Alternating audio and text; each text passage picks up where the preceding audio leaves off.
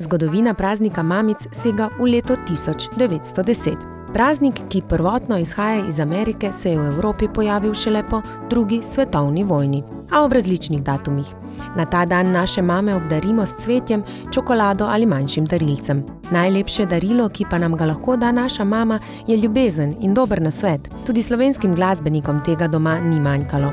No, nam pa so razkrili, kaj njihovim mamam ne gre najbolje. Moja mama je tako, če kaj ne gre dobro, se tega niti lotila. Tako da v bistvu težko kaj rečem, kva je zdaj res ne bi dobro šlo v drog.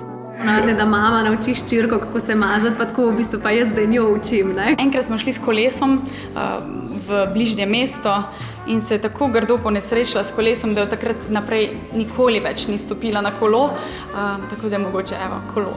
Zelo ni spretna, ko mora peljati sama v Ljubljano ali pa kakršnokoli večje mesto, tako da tu absolutno minus.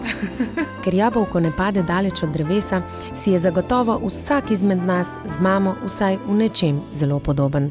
Po duši, po srcu, tudi po postavi. Moram reči, da tudi po karakterju. Predvsem potem, da pojeva, da sva taki veseljakini obe. Pravijo, da po videzu, da sva si zelo, zelo podobni.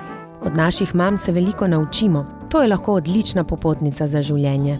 To, da je družina pomembna, ki mi vedno reče, da noben oder in ni dal to lepega, kakor njeni otroci.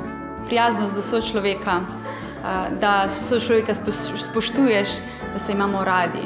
Da je lahko vse tako ujemlješ. Vse se bo vse uredilo, v tem smislu, mogoče res to, ja. Ali ste vedeli, da je bil znameniti ameriški rock zvezdnik Elvis Presley zelo navezan na svojo mamo? In najbrž ste že kje prebrali, da materinski dan ne beležijo povsod 25. marca. Večina držav ga sicer slavi v tem pomladanskem mesecu, nekatere tudi v maju. Preostale države so prazniku namenile dan v drugih, poletnih, jesenskih ali zimskih mesecih. Pravzaprav je takšna razporeditev povsem poštena, saj tako materinstvo po vsem svetu slavimo celo leto.